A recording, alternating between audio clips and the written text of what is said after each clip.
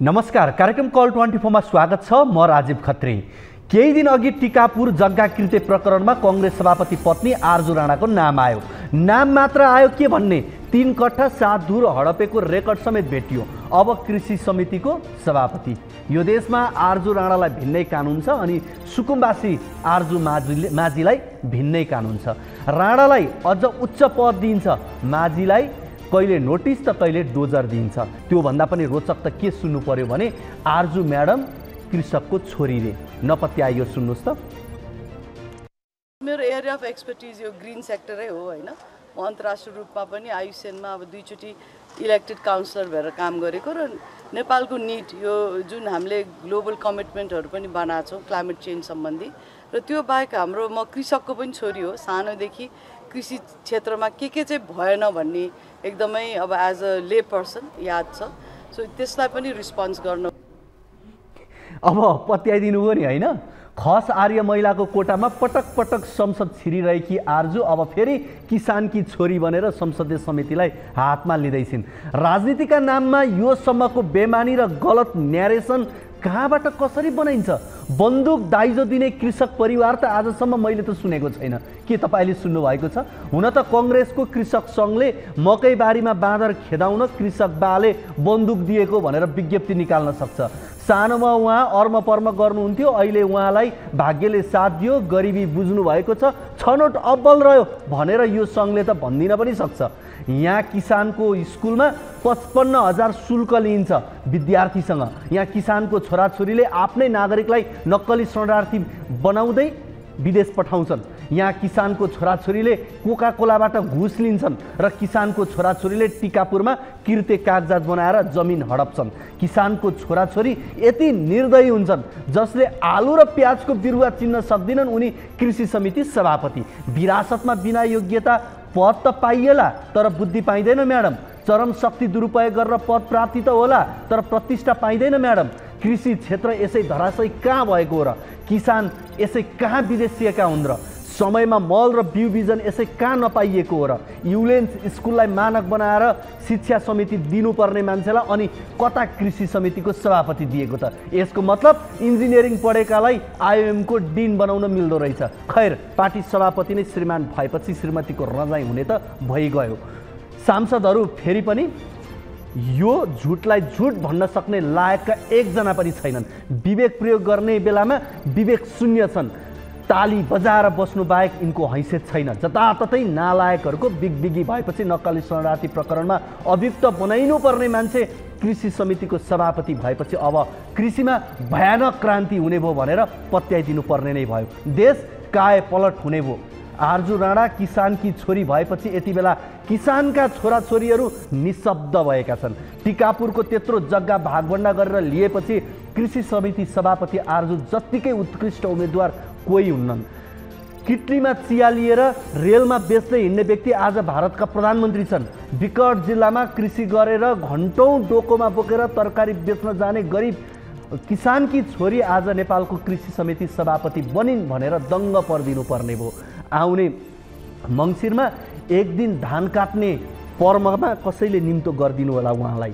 तर वास्तविकता अर्कै छ। खासमा न आरजू किसानकी छोरी हुन् न उनका कुनै पुर्खा किसानी थिए। राणा खानदानमा जन्मिएकी आरजूका पिता पुर्खा धेरै जसो जर्नेल नै थिए। पटक पटक महिला कोटाबाट समानुपातिक सांसद भइन् तर धनी र सम्पन्न परिवारमा जन्मिएकी आरजू सामाजिक सांस्कृतिक दृष्टिकोणले पछाडि परेकी महिला वा आर्थिक रूपमा विपन्न खस आर्यभित्र पनि पर्दिनन्। राणा परिवारमा जन्मिएको आरजूले यहीँको सेन्ट मेरिज स्कुलमा पढिन्। उच्च शिक्षा भारतबाट पुरा गरिन्। भारतको पन्जाब विश्वविद्यालयबाट मनोविज्ञानमा पिएचडी गरिन्। त्यसपछि क्यानेडियन आइएनजिओमा काम गरिन्। त्यही बेला उनको शेरबहादुर देउवासँग भेट भयो। बेलायतमा पढेर फर्केका शेरबहादुर देउवा 2048 सालमा डडेलधुराबाट पहिलोपटक चुनाव जित्न साथ गृहमन्त्री भए। फुक्का फाल जिन्दगीमा शक्तिशाली राजनीतिक जीवन बाँचिरहेका देउवाको जीवनमा गाँसिन आएकी आरजू त्यसपछि शेरबहादुरको छाया शक्ति बनिरहे। शक्ति पनि यति शक्तिशाली कि देउवाका हरेक राजनीतिक जीवनको फैसला उनले आफ्नै हातमा लिइरहेकी छिन्। अब भन्नुस् यिनको जीवनमा किसानी पेसा कसरी जोडियो? कुरा स्पष्ट छ।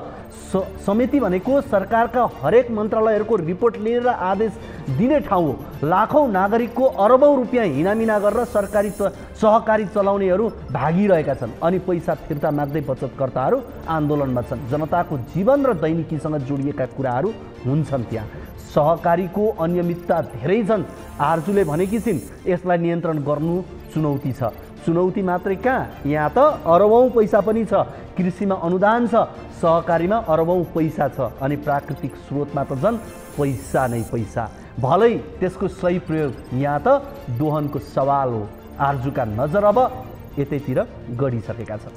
दर्शकवृन्द, यी र यस्तै विकृतिका जन्य अन्य विषयहरू आजको कार्यक्रम कल 24 मा हामीले समावेश गरेका छौँ। यसको अलावा तपाईँहरूको गुनासोलाई हामी कार्यक्रममा प्रत्यक्ष समेट्नेछौँ।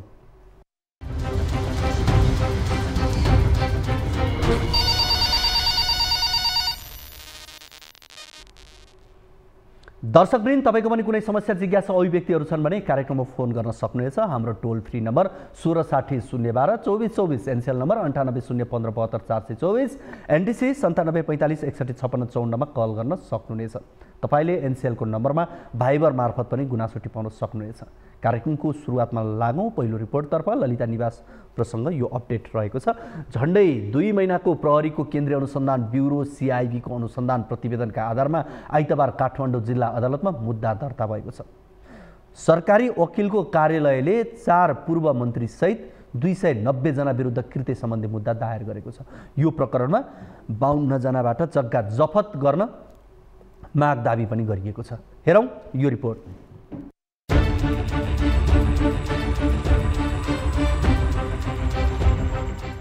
बालुवाटार स्थित ललिता निवास जग्गा प्रकरण मुद्दामा प्रहरीको केन्द्रीय अनुसन्धान ब्युरो CIB ले काठमाडौँ जिल्ला अदालतबाट 406 जनालाई पक्राउ अनुमति लिएको थियो। तीमध्ये झण्डै 2 दर्जनलाई CIB ले पक्राउ गर्यो। पक्राउ परेका मध्ये 14 जना अहिले पनि CBI कै हिरासतमा छन्। ललिता निवास जग्गा व्यक्तिका नाममा गराउन पूर्व प्रधानमन्त्री माधवकुमार नेपाल र बाबुराम भट्टराईले नीतिगत निर्णय नै गराएका थिए। यो प्रकरणमा 4 पूर्व मन्त्रीहरू पनि मुछिए। नक्कली भुटानी शरणार्थी प्रकरणको अनुसन्धान प्रक्रिया निष्कर्षमा नपुग्ने ललिता प्रकरणको फाइल खोलिदिएपछि नै विभिन्न आशंकाहरू गरिएका थिए। तर पनि CIB ले आफ्नो अनुसन्धान भने जारी नै राखेको थियो। ललिता निवास जग्गा प्रकरणको जालो पूर्व प्रधानमन्त्री, मन्त्रीदेखि बहालवाला सचिव तथा व्यापारी तथा उच्च घरानियासम्म रहेको थियो। सरकारी जग्गा हिनामिनाको जालो शीर्ष दलका शीर्ष नेताहरूसम्म नै आइपुग्ने भएपछि CIB को अनुसन्धान जुन रफ्तारमा हुनुपर्ने हो त्यो हुन सकेन। जेनतेन पूर्व प्रधानमन्त्री द्वयसँग पनि घरमै गएर CIB ले ठाडो कागजमा हस्ताक्षर गराई अनुसन्धानको झारो टारिदियो।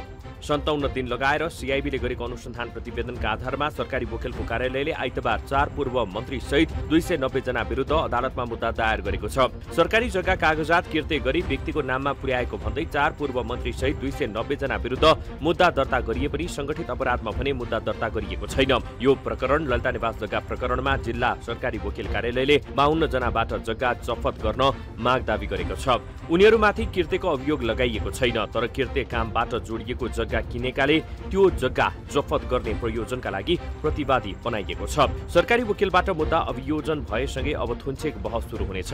थुनछेक बहसपछि अभियुक्तलाई पूर्वपक्षका लागि थुनामै राखेर मुद्दा अगाडि बढाउने कि धरौटीमा रिहा गर्ने जिल्ला अदालतले फैसला गर्नेछ।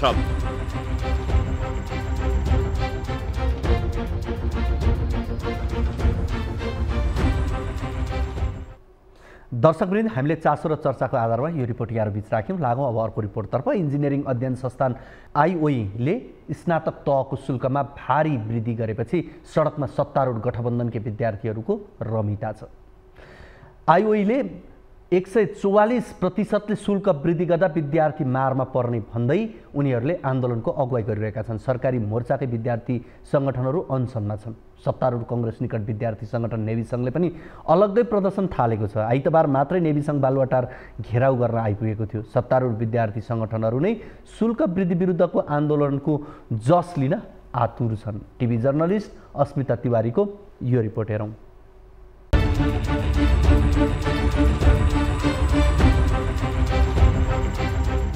सत्तारूढ दलकै विद्यार्थी संगठनले नै इन्जिनियरिङ अध्ययन संस्था IOE ले इन्जिनियरिङ विषयमा गरेको शुल्क वृद्धि फिर्ताको माग गर्दै आएका छन्। उनीहरूले शुल्क फिर्ताको माग गर्दै प्रदर्शनी र धरना दिनुका साथै अनसन थालेका छन्। शुल्क वृद्धि फिर्ताको माग गर्दै पुल्चोक इन्जिनियरिङ क्याम्पसका विद्यार्थी सुलभ चापागाई विगत 6 दिनदेखि अनसनमा छन्।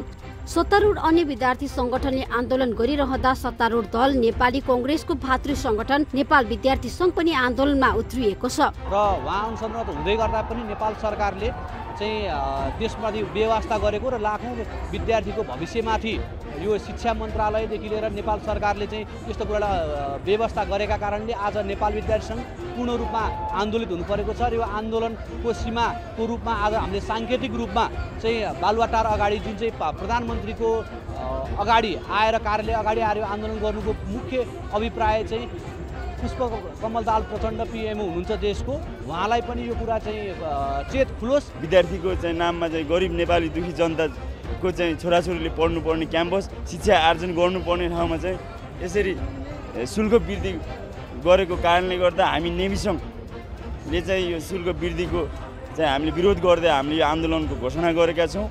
शुल्क वृद्धि तत्काल फिर्ता गर्नुपर्ने, सबै विश्वविद्यालयलाई इन्जिनियरिङ शिक्षामा एकरूपता ल्याउनु पर्ने, विद्यार्थीको विदेश पलायनलाई राष्ट्रिय संकट घोषणा गर्नुपर्ने लगायतका माग उनीहरूको छ। साथै 6 दिनदेखि आमरण अनसन बसेका विद्यार्थी चापागाईको जीवन रक्षाको जिम्मा सरकारले लिनुपर्ने नेभी संघको माग छ। भाइ हाम्रो जसरी आमरण अनसन बसिरहेको छ उसको जीवन रक्षार्थको निमित्त नेपाल सरकार र भिसी लगायत त्यहाँको डिनहरूले चाहिँ राम्रोसँग हेर्नु भएन भने हाम्रो आन्दोलन चाहिँ हामी जसरी कलम मसाल अङ्कित झण्डा भनेर हिँडेको छौँ, अहिले हामीले कलमलाई प्रयोग गरेर बौद्धिकता प्रयोग गरेर आन्दोलन गरेको छौँ भने भोलि मसाल बनेर यो देशमा हामी जल्ने पनि छौँ जलाउने पनि छौँ भन्ने प्रतिबद्धताका साथ फिल्डमा निस्केका छौँ। डिनको कार्यालय नेपाल सरकारले फी नघटाएको कारणले आज नेपाल विद्यार्थी सङ्घले आज एउटा यो सन्देशको रूपमा बालुवाटार घेर्ने कार्यक्रम रहेको छ। आगामी दिनमा पनि यसै गरी नेपाल सरकारले विद्यार्थीको भविष्यमाथि खेलबाड गर्यो, उहाँहरूको चाहिँ फी घटाइएन भने आगामी दिनमा थप आन्दोलनका तर्फबाट अगाडि बढाउनेछौँ। अहिले विडम्बनाका साथ भन्नुपर्छ, एउटा दूरदराजमा पर्ने चाहे त्यो हुम्ला जुम्ला होस्, चाहे पूर्वको चाहिँ सुनखा पश्चिमको महाकाली होस्, एउटा गरिब निमुवाको छोराले पनि एउटा इन्जिनियर सरकारी सोचर अथवा 4-5 लाखमा पढ्न पाउनुपर्छ। क्याम्पसको आर्थिक अवस्था कमजोर भएको र क्याम्पस जोगाउनका लागि भन्दै आइओईले स्नातक तहको शुल्क वृद्धि गर्न बाध्य भएको जनाएको छ। तर सरकारले वहन गर्नुपर्ने दायित्व गरिब निमुखा विद्यार्थीको काँधमा राखेको विद्यार्थी संगठनको आरोप छ। आइओईले वृद्धि गरेको शुल्क विद्यार्थी अनुकूल नभएकाले फिर्ता हुनु बाहेक अन्य विकल्प नभएको उनीहरूको भनाइ छ। यहाँका सम्पूर्ण नागरिक समाजले चाहे सत्ता पक्ष होस् प्रतिपक्ष होस् सबैले नेपालमा पढ्न वातावरण बनाउनको निम्ति यो एउटा दलको यो चाहिँ मुद्दा होइन, यो सबै दलको मुद्दा हो, यो सबै नेपाली जनताको मुद्दा हो र नेपालले पढ्न वातावरण बनाउनको निम्ति राज्यले विशेष गरी तपाईँको विश्वविद्यालयहरूमा तपाईँको अनुदान बढाउनुपर्छ र विद्यार्थीहरूलाई अहिलेका हाम्रो विद्यार्थीहरूलाई चाहिँ उहाँहरू 4 वर्ष पढ्नुहुन्छ र पढिसकेपछि चाहे त्यो बिबिए होस् चाहे बिबिएस होस् उहाँले इन्टर्नको लागि 10 ठाउँमा ढाउनुपर्छ। अब त्यो अवस्था अन्त्य हुनु पर्यो। गत साउन 25 गते आइओई कार्यान्वयन समितिले इन्जिनियरिङ अध्ययन संस्थान अन्तर्गतका आङ्गिक क्याम्पसहरूको शुल्क 2,80,000बाट बढाएर 7,75,000 पुर्याउने निर्णय गरेको छ। यसरी एकैपटक मोटो रकममा शुल्क वृद्धि हुँदा निम्न आय भएका विद्यार्थी मर्कामा पर्ने विद्यार्थीहरूको भनाइ छ।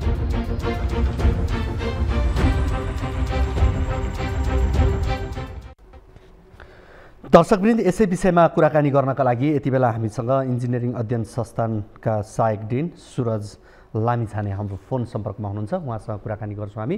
सुरज सर, यहाँलाई कार्यक्रम कल 24 मा स्वागत छ। धन्यवाद। हजुर, अब यो इन्जिनियरिङ अध्ययन संस्थानले स्नातक तहको शुल्कमा भारी शुल्क वृद्धि गरेको भन्दै यति बेला सत्तारूढ गठबन्धन दलकै भातृ सङ्गठनहरू सडकमा रमिता देखाइरहेको अवस्था भनौँ एक प्रकारले बनेको छ। यो रमिता देखाउने अवस्था किन बनाइदिनु भयो यहाँहरूले? यसलाई अलिकति हामीले बुझ्न के जरुरी छ भने हामी इन्जिनियरिङ अध्ययन संस्थानमा रहेका आङ्गिक क्याम्पसहरू, हाम्रो 5वटा आङ्गिक क्याम्पसहरू छन्। आङ्गिक क्याम्पसमा अहिले हामीले विद्यार्थीसँग लिइरहेको फी जुन छ, शुल्कको कुरा आएको छ, यसमा नियमिततर्फ सरकारी कोटामा पढ्न आउने विद्यार्थीहरू एक टाइपको हुनुहुन्छ भने अर्को जसले चाहिँ म पैसा तिरेर पढ्छु भन्ने विद्यार्थीहरूको एउटा लेयर छ। हामी त्यसलाई पूर्ण शुल्कीय फुल फी भन्छौँ। उहाँले सम्पूर्ण लाग्ने शुल्क आफै तिर्छु भनेर आउने र अहिले यो हामीले पढाइराखेको शुल्कको कुरा गर्ने हो भने हामी अहिले 630 जना विद्यार्थीलाई पूर्ण नियमित तर्फमा सरकारी कोटामा पढाइराखेका छौँ भने हामी यो पूर्ण शुल्कीय कार्यक्रम फुल फी अन्तर्गत हामी 1413 विद्यार्थीलाई चाहिँ हामीले पूर्ण शुल्कीय कार्यक्रममा पढाइराखेका छौँ र यो अवधारणा हाम्रो 2053 सालमा यो अवधारणा सुरु भएर 2055 सालदेखि यो लागू भयो। 54 सालदेखि यो लागू भयो। 2054 सालमा तय गरेको शुल्क आजका दिनसम्म त्यही नै छ। त्यही शुल्कमा आजसम्म हामीले अध्ययन अध्यापनहरू गराइराखेका छौँ र अहिलेको स्थितिमा आएर हेर्ने हो भने विगत 3 वर्षदेखि अध्ययन संस्थान घाटामा चलेको छ र यो घाटाको सीमा अब अत्यन्तै धेरै भएको कारणले गर्दा हामीले अहिले 55-54 सालदेखि अहिलेसम्म आउँदाखेरिमा 26 वर्षपछि हामीले यो शुल्क चाहिँ वृद्धि गर्ने भनेर भनेका छौँ। यसमा विद्यार्थीहरूको विरोध छ। त्यसमा हामीले सरकारी कोटामा रहेका नियमित विद्यार्थीहरूको शुल्कमा खासै परिवर्तन गरिएको छैन।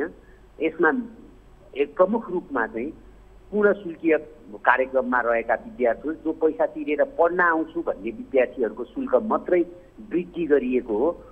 यो वृद्धिको विषयलाई लिएर अहिले विद्यार्थीहरू आन्दोलनरत रहिरहेको अवस्था रहेको। अब यो ठिक छ, अब यो मूल्य तपाईँहरूको बाध्यता आफ्नो ठाउँमाहरू होलान्, तर राज्यसँग सहयोग लिनुपर्ने जुटाउनु पर्ने ठाउँमा 144% वृद्धि, यो त अन्याय नै भयो नि। तपाईँले एउटा देशको एक सबल नागरिकको हिसाबले कुरा गर्ने हो भने अहिले तपाईँले हामीलाई विद्यार्थीहरूले हामीलाई चाहिँ के कुरामा कुरा उठाइरहनु भएको छ भने हामीले राज्यसँग समन्वय गरेन भन्ने कुरा उठाउनु भएको छ। हामीले हाम्रो तालुक निकायसँगबाट समन्वय गर्दै हामीले शिक्षा मन्त्रालय, भिसी, रेक्टर, रजिस्ट्रार हाम्रो तालुक निकाय के थियो त्योबाट हामीले शिक्षा मन्त्रालय हुँदै अर्थ मन्त्रालयसम्म हामीले समन्वय गऱ्यौँ। प्रधानमन्त्री कार्यालयमा पनि हामीले कुरा पुर्यायौँ, तर पनि हाम्रो सुनवाई नभएपछि र उहाँहरूको आफ्नै पीडा छ, त्यो पीडाको विषयमा म जान्न, तर पनि अहिलेको स्थितिमा हामीलाई चाहिँ थप पुँजी वृद्धि गर्नका लागि, खर्चका लागि थप आर्थिक रूपमा सहयोग गर्न सकिँदैन भन्ने भइसकेपछि हामीले अन्तिम रूपमा यो कदम चालेका हौँ। यसलाई त्यसरी बुझ्न जरुरी छ जस्तो लाग्छ एउटा कुरा। दोस्रो कुरा, हामीले 144% फी बढायौँ भनेर जुन किसिमको कुरा आइराखेको छ, योभन्दा अगाडि हामी 3,18,000मा पढाइराखेका थियौँ भने अहिले हामीले 7,77,000को प्रस्ताव गरिराखेका छौँ। यो प्रस्ताव गरिरहँदाखेरिमा विद्यार्थीले तिर्नुपर्ने शुल्क शिक्षण शुल्क मात्र नभई विभिन्न किसिमका फ्यासिलिटीका शुल्कहरू पनि छन्। त्यसैले गर्दा यो फ्यासिलिटीका विषयहरूमा हामीले के कति यसमा चाहिँ कटाउन सकिन्छ, हामी विद्यार्थीसँग वार्ता छलफलबाट कुरा गरिराखेका छौँ, तथापि छलफल निष्कर्षमा पुग्न सकेको छैन।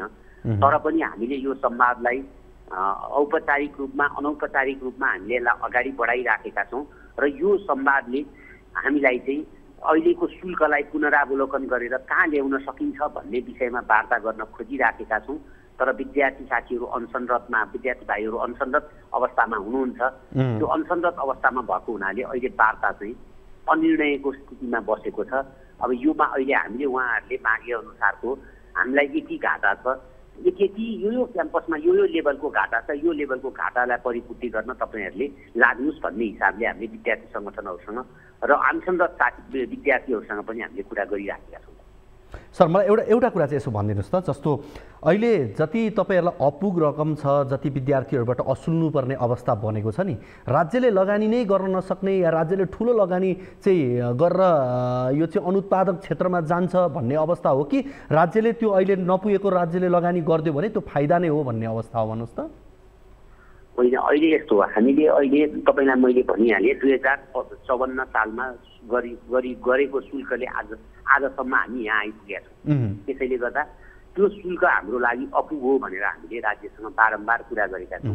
राज्यले हामीलाई दिने सुविधामा हरेक वर्ष कटौती हुँदै आएको छ, चाहे त्यो दरबन्दीको नाममा होस्, चाहे त्यो पुँजीगत खर्चको नाममा होस्।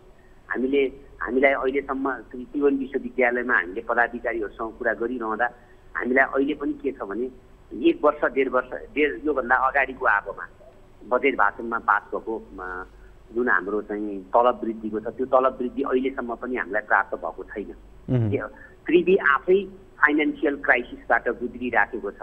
हामीले उहाँलाई बार भन्दा उहाँहरूले हामी नै आफै क्राइसिसमा छौँ, सरकारले दिएन हामीले तपाईँहरूलाई दिने हो भन्ने कुरा आएको छ।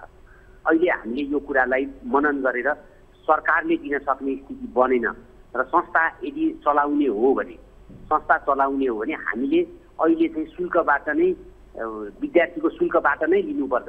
शुल्क लिइरहँदाखेरिमा फ्यासिलिटी सहितको शुल्क लिने हो कि मात्रै शिक्षणको शुल्क लिने हो, अहिले यो किसिमको विवाद छ। हामी फ्यासिलिटी सहितको शुल्क लिएर विद्यार्थीलाई फ्यासिलिटी दिने भन्ने विषयमा छौँ भने विद्यार्थी अहिले चाहिँ जे जस्तो कन्डिसनमा छ, पहिला जुन 26 वर्ष अगाडिको जुन स्थितिमा छ त्यही स्थितिमा कक्षा सञ्चालन गर्नुपर्छ भन्ने विद्यार्थीको माग छ।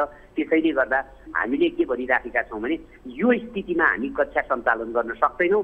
सबै क्याम्पसहरूका क्याम्पस प्रमुखहरूले यो स्थितिमा कक्षा सञ्चालन गर्न सकिँदैन भनेर सार्वजनिक विज्ञप्ति नै जारी गरिसक्नु भएको छ, जिन कार्यालयमा पत्राचार गरिसक्नु भएको छ। त्यो हिसाबले अहिले हामीसँग विद्यार्थीसँग शुल्क दिने बाहेक दोस्रो कुनै विकल्प नभएको हुनाले हामी यो विकल्पमा गएको र यसलाई विद्यार्थीलाई ढाड सेक्ने गरी भन्ने शब्द चाहिँ अलि राम्रो देखिन्न कि जस्तो लाग्छ।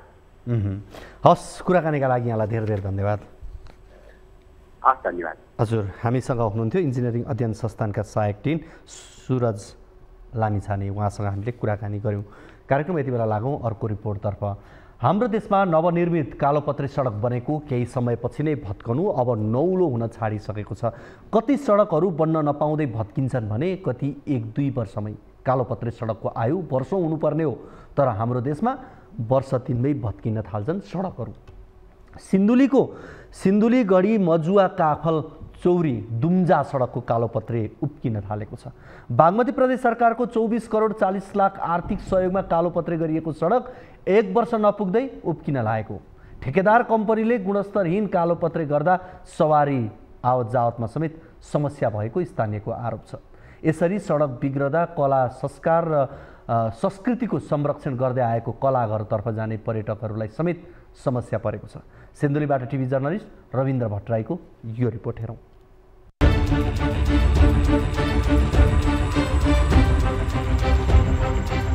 सिन्धुलीगढी मजुवा काफलचौरी दुम्जा सडक खण्ड कमलामाई नगरपालिकाभित्र पर्ने ग्रामीण सडक हो। यस सडकको पहिलो खण्ड बागमती प्रदेशको आर्थिक सहयोगमा 10.70 किलोमिटर निर्माण गरिएको थियो। 24 करोड 40 लाख 64,800 लागतमा श्री लुम्बिनी आत्रेय जेबी काठमाडौँले कालोपत्रे गरेको यो सडकको कालोपत्रे अहिले उक्किन सुरु भएको छ। ठेकेदार कम्पनीले कालोपत्रे गर्दा थोरै अलकत्रा र त्यसमा गिटी छरेको स्थानीयको आरोप छ। सडकको कालोपत्रे उक्किएपछि यातायातका साधन सञ्चालन हुन समेत सकस भइरहेको छ। केही पनि छैन, पिच भनेको मात्रै हो। केही पनि यसो अलिअलि कालो दलिया छ, अलिअलि माथि एउटा अलिअलि गिटी छरिदिएको छ, त्यति मात्रै हो। केही पनि छैन, गइसक्यो, उक्किसक्यो। अस्ति मात्रै गरेको सबै उकेर गइसक्यो। अब सबैले देखिराखेको छ। अनि फेरि अब बाइकहरू कति लडिराखेको छ होइन। अब हो यहाँ त पिच कस्तो खाले पिच हो, हामी त बेकार आएछ, कताबाट जाउँ भन्छौँ। सबै कति लडेर घाइते पनि भइरहेछ। अनि अब त्यो कालो पनि के हालेको त्यो यसो ठरेर छरिया देखाएको थियो। अब हामीलाई त अब सबै यति त थाहा हुँदैन होइन। अनि अब यो खासै यसलाई पिच चाहिँ मेरो तर्फबाट चाहिँ पिच चाहिँ भन्दिनँ म चाहिँ। सिन्धुलीका चपैली मजुवा काफलचौरी लगायतका बस्तीहरूबाट सदरमुकाम जाने मुख्य सडक रहेको यो सडक अहिले कच्ची सरह बनेको छ। अझ कला संस्कार र संस्कृतिको संरक्षण गर्दै आएको कलाघरमा जाने उक्त सडकमा कलाघर हिँडेका पर्यटकहरू पनि निकै सकसपूर्ण यात्रा गर्न बाध्य छन्। सडक निर्माणको क्रममा अनुगमनको आवश्यकता भए पनि सम्बन्धित निकायले अनुगमन नगर्नु भन्ने आदेश दिएकोले कालोपत्रे कमसल भएको जनप्रतिनिधिको भनाइ छ। यो पिचको बारेमा त पिच भएकै होइन, यो अफिसलाई गएर सोध्दा पिच भएकै छैन भन्छ। र जुन ठेकेदार कम्पनी छ, ठेकेदार कम्पनीले चाहिँ हामीले पटक पटक उसलाई चाहिँ भनेको छौँ, यो जब ठ्याक्क असार वर्षा सुरु भएपछि काम सुरु गर्ने। अझ अघिल्लो वर्ष त ड्रेन सफा गरेर छैन, ड्रेनमा बाढी बगिरहेको छ, उता ड्रेन बाढीले चाहिँ ड्रेन काटिराखेको छ, के अरे पिच काटिराखेको छ, यताबाट चाहिँ अलगतराहरू हालिरहेको थियो। यता उक्त सडक निर्माण गरेको ठेकेदार कम्पनीलाई सडक गुणस्तरहीन निर्माण गरेको भन्दै भुक्तानी नदिएको प्रादेशिक सडक डिभिजन कार्यालयको भनाइ छ। अन्तिम समयमा आएर उहाँले निर्माण सुरु गर्नुभएको थियो, त्यो हामीले अनुगमन त गरिरहेको थियौँ। तर त्यही बिचमा चाहिँ निर्माण व्यवसायीले चाहिँ पानी काम गर्दा गर्दै अलिकति त्यही वैशाख र जेठको महिनामा चाहिँ अलिकति त्यो पानी पर्ने क्षेत्र पनि बढी नै हो। त्यसले गर्दाखेरि काम गरेको चाहिँ त्यति गुणस्तरीय भएन भनेर हाम्रो पर्सेप्सनमा पनि त्यो कुरा छ। त्यसले गर्दाखेरि हामीले त्यसलाई चाहिँ फेरि त्यो काम रिपिट गर्ने गरी उहाँहरूलाई चाहिँ निर्देशन पनि दिइसकेका छौँ। ठेकेदारले सिमेन्ट, बालुवा, गिटी र अलकत्राको मात्रा नमिलाई कम गुणस्तरको ओटासिल हालेका कारण 1 वर्ष नपुग्दै सिन्धुलीगढी मजुवा काफलचौरी दुम्जा सडकको अवस्था कच्ची सरह बनेको देखिन्छ। ठेकेदारले कम गुणस्तरको कालोपत्री गर्न लाग्दा स्थानीयले सोही समयमा पनि खबरदारी गरेका थिए, तर मिलेमतोमा हुने कमिसनको खेलले स्थानीयका आवाजको सुनवाई भएको थिएन।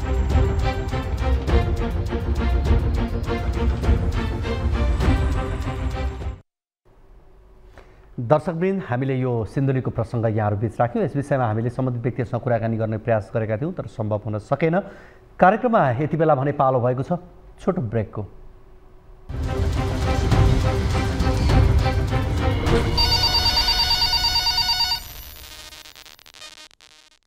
कार्यक्रम कल 24 मा यहाँलाई फेरि पनि स्वागत छ। हामी तपाईँकै समस्या जिज्ञासा व्यक्तिमाथि केन्द्रित रहेर कुराकानी गरिरहेका छौँ। केही रिपोर्टहरू पनि ल्याएका छौँ, त्यो रिपोर्टहरू पनि यहाँहरू बिच हामी राख्दै गइरहेका छौँ। यति बेला लागौँ अर्को रिपोर्टतर्फ। सरकारको गतिविधिले सत्ता गठबन्धनमा खटपट बढिरहँदा त्यसमा कोशीको राजनीतिले घिउ थपिरहेको छ। संविधान लत्याएर सत्ता गठबन्धनले कोशीमा सरकार बनाउँदा दबाब दिएको भन्दै केन्द्रीय नेताहरू आरोप प्रत्यारोपमा उत्रिएका छन्। गठबन्धनको नेतृत्वकर्ता कङ्ग्रेसभित्रै पक्ष विपक्षमा बहस भइरहँदा अन्य दलहरू समेत आक्रोशित छन्। यसले सत्ता गठबन्धनमा दरारको खतरा झन बढाएको छ। हेरौँ यो रिपोर्ट।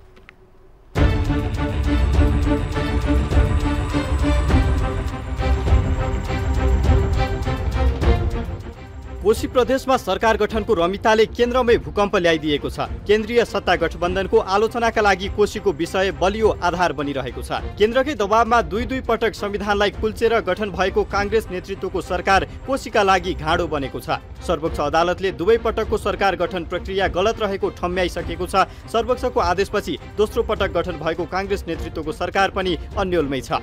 यद्यपि केन्द्रमा संसदीय समितिको सेटिङमा बार्गेनिङ गरेर राप्रपालाई प्रदेशमा साथ लिने अस्त्र गठबन्धनले अपनाएको छ। यसअघि संविधान विपरीत सरकार गठनका लागि दबाब दिइएको भन्दै केन्द्रमै नेताहरूबीच आरोप प्रत्यारोप सुरु भइसकेको छ। गठबन्धनको नेतृत्वकर्ता दल नेपाली काङ्ग्रेसभित्र कोशीको विषयले उग्र रूप लिँदै गएको छ। गठबन्धनको बलमा संविधान कुल्चने प्रयास भएको भन्दै शेखर समूहले असन्तुष्टि जनाइरहेको छ। साथीहरूले हाम्रा वरिष्ठ नेता शीर्ष नेताहरूले के भन्नुहुन्छ भने जसरी पनि सरकार बनाऊ भन्ने उहाँहरूको भनाइ छ। म त्यसलाई स्वीकार्ने पक्षमा छैन। जसरी पनि बनाउने होइन,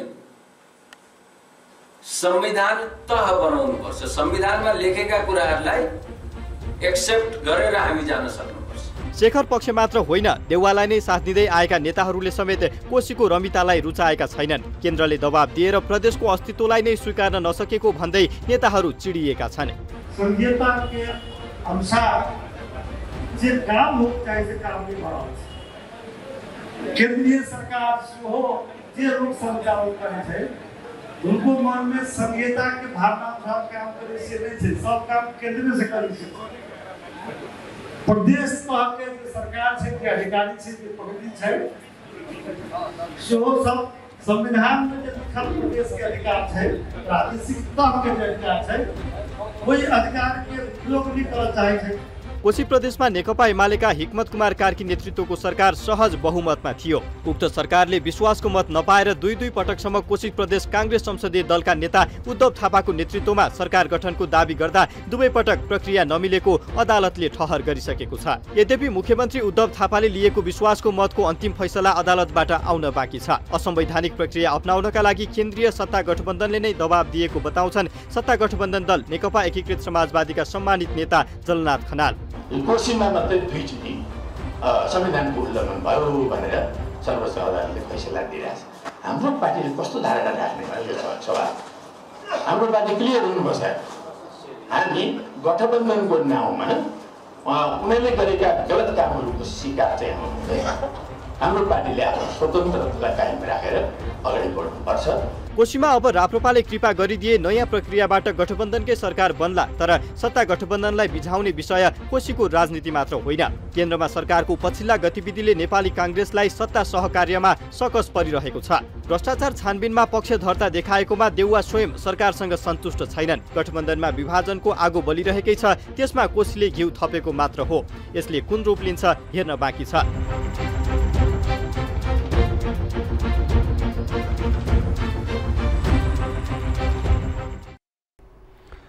दर्शकवृन्द अब लागौँ अर्को रिपोर्टतर्फ।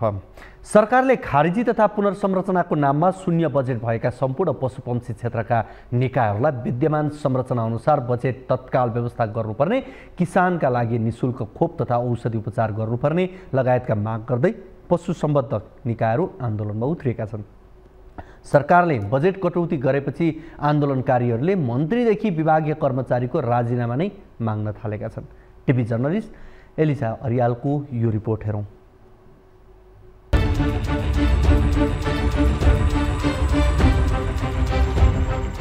पशु सेवाका संरचनाहरूमाथि सरकारले प्रहार गरेको भन्दै पशु सेवा प्रदायकहरू निरन्तर आन्दोलनमा छन्।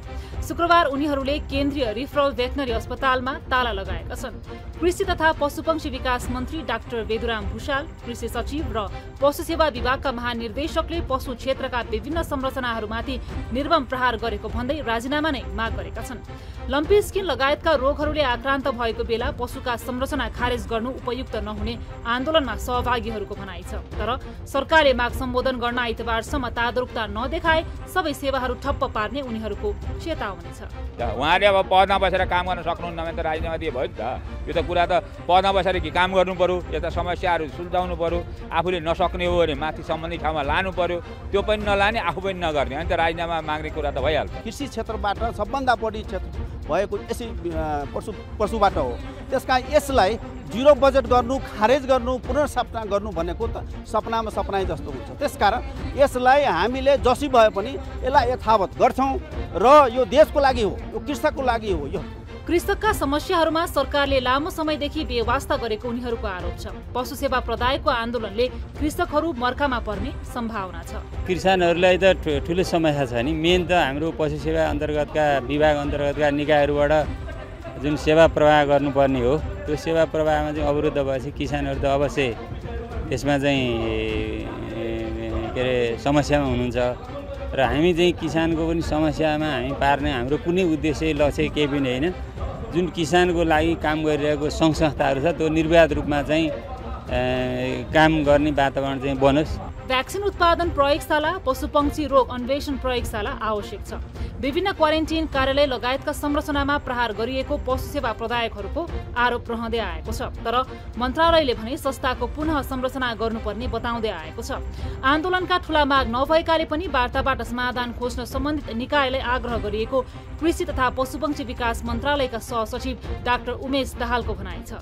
अब हामीले काम पनि गरेन, पुनर्संरचना पनि गरेन, योभन्दा राम्रो संरचनामा पशु सेवाका चाहिँ कार्यक्रमहरू गर्नुपर्छ भन्नेमा चाहिँ मेरो राय छ। र यसको लागि म सहसचिव पनि भएको नाताले मैले मन्त्रालयका चाहिँ माननीय मन्त्रीज्यू र श्रीमान सचिवसँग मैले पहल गरिसकेको छु। मैले यहाँको मार्फत चाहिँ वास्तव सार्थक वार्ता मार्फत नै आन्दोलन लाउँ भन्दा पनि आन्दोलनले जुन चाहिँ परिलक्षित गरेका जुन राखेका कुराहरू पनि पुरा हुने र समग्र पशु सेवाको क्षेत्रमा सहयोग पुग्ने किसिमले वार्ता गरेर अगाडि बढ्न वाञ्छनीय हुन्छ। राष्ट्रिय कुल गृहस्थ उत्पादनमा 24% योगदान पुर्याइरहेको कृषि क्षेत्रमा करिब 60% आश्रित छन्। कृषि र पशुपालनलाई नीतिगत, संस्थागत र कानुनी व्यवस्था गरेर समयानुकूल विकास गर्न आवश्यक छ।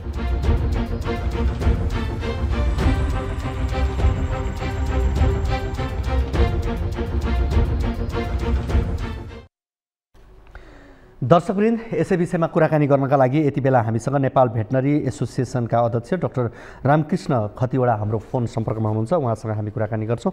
डाक्टर खतिवडा, यहाँलाई कार्यक्रम कल 24मा स्वागत छ।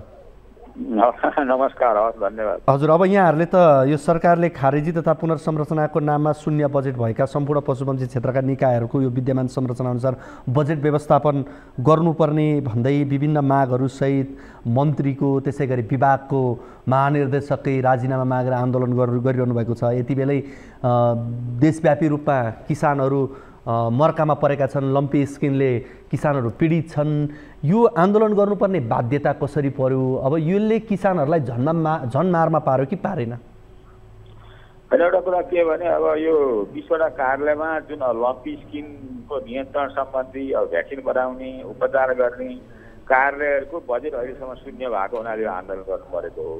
यो चाहिँ सरकारले पहिल्यैदेखि यी कार्यालयहरूमा जुन पशुपालन सम्बन्धी कार्यालय छन् जुन लम्पी रोग नियन्त्रण मान्छेहरू महत्त्वपूर्ण छन् त्यहाँको बजेट अहिलेसम्म नदिएको हुनाले बाध्यता भएर त्यो सहित अरू 5वटा माग राखेर हामीले आन्दोलन गरेको हो। तर ढिलै भए पनि अहिले सरकारले कृषि तथा पशुपक्षी विकास मन्त्रालयले हाम्रो अलिकति कुरा सुनेको जस्तो छ र हामी सबै सम्बन्धित सबै स्टेक होल्डर्सहरू जुन अहिले आन्दोलनमा छौँ, अहिले मन्त्रालय कृषि तथा पशुपक्षी विकास मन्त्रालयमा कृषि मन्त्रीजीको अध्यक्षतामा हुने वार्ता उसमा हामी अहिले जाँदैछौँ। सकारात्मक भनेको कस्तो हो, के सुनवाई होला जस्तो छ? तपाईँहरूले उठाएका मुद्दाहरू सबै पुरा होलान् जस्तो छ त्यसो भए? होइन, यो सबै अब हामीले उठाएका मुद्दाहरू एकैचोटि सबै होइन, यो त कुनै तुरुन्त गर्न सकिने, कुनै सर्ट टर्ममा, कुनै लङ टर्ममा छ। कमसे कम किसानको हितको लागि यस्ता lumpy skin, African swine fever जस्ता रोगहरू आउँछन् होइन, समयमा रोग निदानको लागि र चाहिँ व्यवसायलाई बचाउनको लागि बाहिरबाट आउने चाहिँ अखाद्य वस्तु मतलब रोगी पशुजन्य पदार्थलाई चाहिँ मतलब रोक्नको लागि क्वारेन्टाइनलाई व्यवस्थित बनाउनको लागि उहाँहरूले जुन यो वार्ता गर्नुभएको छ, यसको लागि चाहिँ अब हामी चाहिँ यो पहल गरिरहेका छौँ। भनेको आज यहाँहरूको वार्ता कहिले हुँदैछ? वार्ता कहिले बोलाइयो? आज अहिले 3 बजे हुँदैछ मन्त्रालयमा। तपाईँहरूको एकचोटि यसो गरिदिनुहोस् न, हाम्रा दर्शकहरूलाई बताइदिनु त तपाईँको सरसर्ती माग के हो र तपाईँहरूले अपनाउने लचकता कतिसम्म हो? होइन, सबभन्दा पहिला त 20वटा जुन स्वास्थ्य सम्बन्धी कार्यालयहरू छन् होइन, त्यो कार्यालयहरूको 0 बजेट छ अहिलेसम्म, भदौको झन्डै 1.5 महिना भइसक्यो होइन। त्यो बजेट तुरन्त खुलाउनु पर्यो। जस्तो त्यो LMBIS भन्ने छ, त्यो खोल्नु पर्यो नम्बर 1।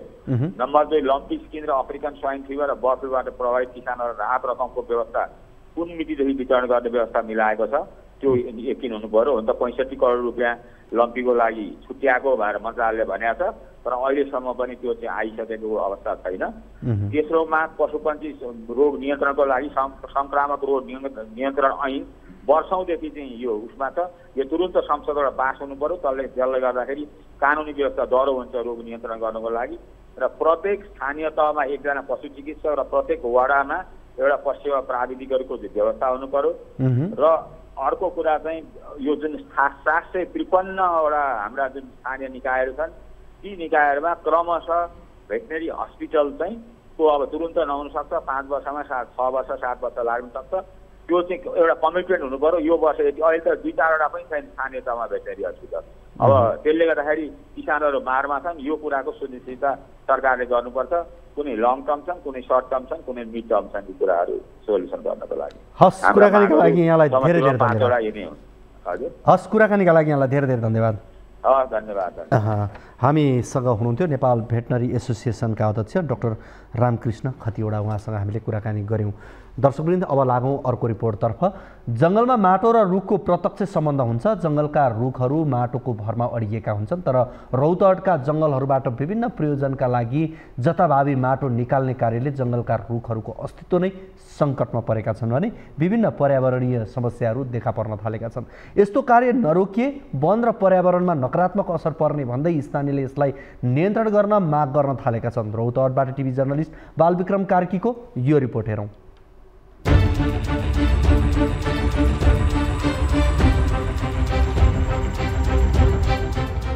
रौतहटका राष्ट्रिय सामुदायिक एवं साझेदारी वनहरूबाट जथाभावी अवैध रूपमा माटो उत्खनन गर्ने कार्यहरू भइरहेका छन्। स्थानीयले घरायसी प्रयोगका लागि थोरै मात्रामा लानेदेखि तस्करहरूले व्यावसायिक रूपमा ट्र्याक्टर तथा टायर गाडाहरूमा पनि ओसार पसार गर्ने गरेका छन्। यसरी अनाधिकृत रूपमा वनबाट निकालिएको माटो प्रति ट्र्याक्टर 1500 देखि 2000 सम्ममा बिक्री वितरण हुने गरेको स्थानीय बताउँछन्। वन ऐन 2076 ले वन क्षेत्रको जग्गामा जोत्ने, खन्ने, उत्खनन गर्ने कार्यलाई पूर्ण रूपमा बन्देज लगाएको छ। तर पनि यहाँका जंगलहरूमा विगत लामो समयदेखि अनाधिकृत रूपमा माटो उत्खनन गरेर बिक्री वितरण गर्ने कार्यहरू हुँदै आइरहेको छ। अधिकांश जंगलबाट माटोहरू लगिरहेछन् चोरेर। अब यो वनले हेरी नहेरे हो कि चोरेर लगे हो कि यो के भएको हो, अब यो देखै छैन होइन। वनले पनि त्यति खोजी नीति गरिरहेको छैन। जंगलहरूबाट जथाभावी माटो निकाल्दा जंगलभरि यत्रतत्र खाल्डा खुल्डी बनेका छन्। कतिपय माटो निकालेका स्थानहरू पोखरी जस्तै गहिरो खाडल बनेका छन्, जसले गर्दा भूक्षयको जोखिम बढेको छ। जथाभावी माटो खन्दा साना उम्रिएका बिरुवाहरू पनि सँगै खनिने हुँदा नयाँ बिरुवाहरू हुर्कन नपाउँदा प्राकृतिक पुनरुत्पादन नै नाश भइरहेको छ। यसले समग्र पर्यावरणलाई पनि नकारात्मक असर पर्ने जानकारहरू बताउँछन्। यसलाई हेर्दाखेरि यसलाई पनि नियमन गर्न जुन प्रकृतिका वन छन्, जस्तो सामुदायिक वनको हकमा त्यसलाई सामुदायिक वनले नियमन गर्नु पर्यो। साझेदारी वनको हकमा छ, साझेदारी वन क्षेत्रमा छ भने साझेदारी वनले नियमन गर्नु पर्यो। र यदि अरू धार्मिक वनको क्षेत्रमा छ भने धार्मिक वनले पनि त्यसलाई नियमन गर्नु पर्यो। र अर्को राष्ट्रिय वन क्षेत्रमा छ भने राष्ट्रिय वनले पनि त्यसलाई नियमन गरेर चाहिँ व्यवस्थापन गर्नुपर्छ। वन क्षेत्रबाट बग्ने नदीबाट नदीजन्य वस्तुहरूबाट अरू तयारी सामान बनाउने वा सङ्कलन गर्ने र खनिज पदार्थ निकाल्ने वा सङ्कलन गर्ने कामहरूलाई वन ऐनले कसुरको रूपमा लिएको छ। यस्ता कार्य गर्नेहरूलाई कसुरको अवस्था हेरेर 1000 देखि 5 लाख रुपैयाँसम्म जरिवाना, 1 महिनादेखि 2 वर्षसम्म कैद वा बिगोको दोब्बर जरिवाना वा दुवै सजाय हुने व्यवस्था ऐनले गरेको छ। डिभिजन वन कार्यालय रौतहटले पनि गत आर्थिक वर्षमा 3 वटा माटो ओसार्ने ट्र्याक्टरलाई समातेर जरिवाना गरेको जनाएको छ। जङ्गलमै गएर माटो खनिदिने अब देखिएको ठाउँहरूमा अब हजुरको त्यो हाम्रो चेतनगर बालिरी अनि त्यसपछि हजुरको त्यो चौटा सब डिभिजनको यो मेडा भन्ने ठाउँमा, त्यसमा हाम्रो चन्दपुर सब डिभिजनको यो हिरणपुर साझेदारी वनमा यस्ता किसिमका त्यो जङ्गलमै गएर माटो खन्ने कुराहरू धेरै देखिन्छ। रौतहट जिल्लामा वनको कुल क्षेत्रफल 29,402.98 हेक्टर रहेको छ। यसमध्ये मानव बस्ती आसपासका जंगलहरूबाट अवैध रूपमा माटो निकाल्ने कार्यहरू बढी भएको भेटिएको छ। हेर्दा सामान्य लागि पनि यो कार्यले वन र पर्यावरणलाई दीर्घकालीन असर गर्ने हुँदा यसको रोकथामको लागि डिभिजन वन कार्यले सामुदायिक एवं साझेदारी वनका उपभोक्ताहरू गम्भीर भएर लाग्नुपर्ने देखिएको छ।